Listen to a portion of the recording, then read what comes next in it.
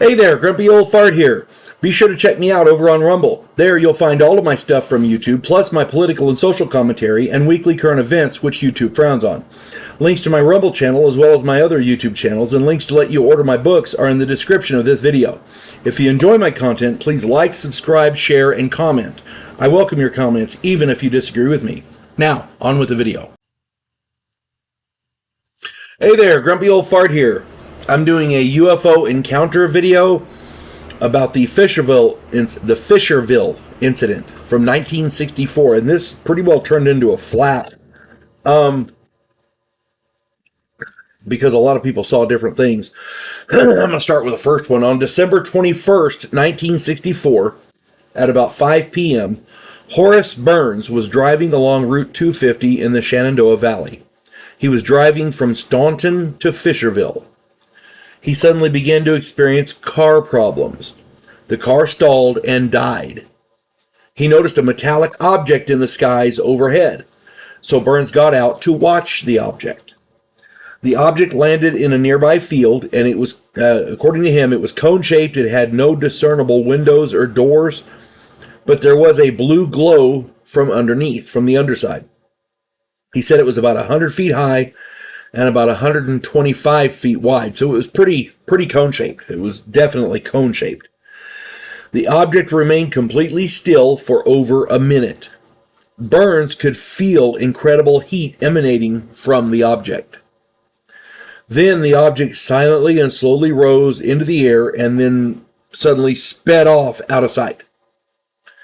When he returned to the car, he was amazed to find that the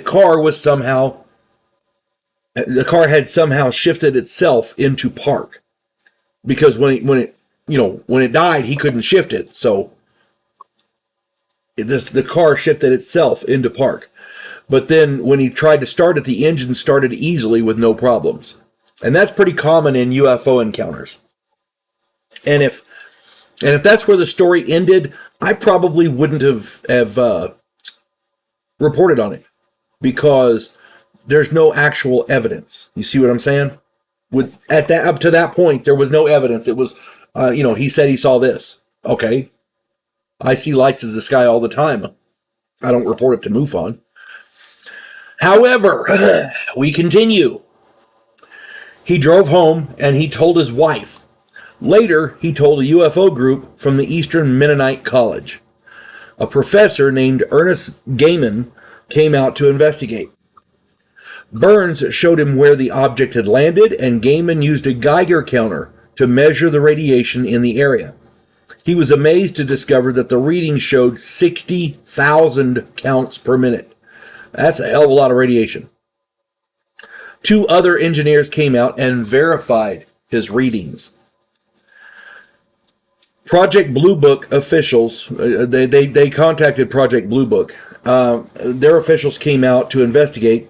As it turns out, multiple witnesses had seen the object Burns had reported, as well as several other objects within a few months' time frame in the same area. There's turned out to be a serious flap. I mean, there was a lot of UFO activity going on there. So, whenever I do any kind of a UFO or an alien activity story, I try to do ones that have some physical evidence, because I can't stand, well, I've seen a light in the sky. Okay, fine. Everybody does that. I do that. I see those all the time. Or, oh, the aliens came and talked to me. Okay, where's your proof? I got, there you go. They could have been on drugs. They could have been hallucinating. They could have been feverish and hallucinating. It could have been a hoax played on them. They could be hoaxers. I mean, you never know. However, with this, we have multiple witnesses, radioactive readings where the object landed.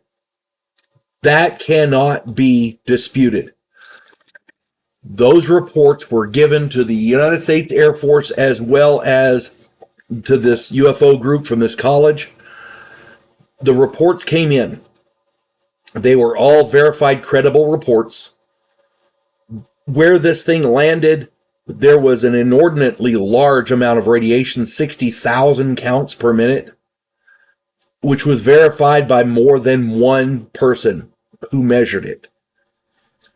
It to me, this is about as verified as it gets, short of the alien, sitting down and having coffee with you. Things like that intrigue me because there's proof. You see what I'm saying? Unless this guy had a portable nuclear reactor out there sitting and let it sit in the field for a while, there was something there. That's all I'm saying. I hope this finds everybody well. You folks have a good day. God bless one and all. We elect cookie-cutter politicians every single election cycle. Yes men who maintain the status quo and do just enough to make us believe the system still works. Imagine, if you will, a president who actually tries to fix things. If you like action, political intrigue, and a righteous crusade, check out my political thriller, The Righteous President.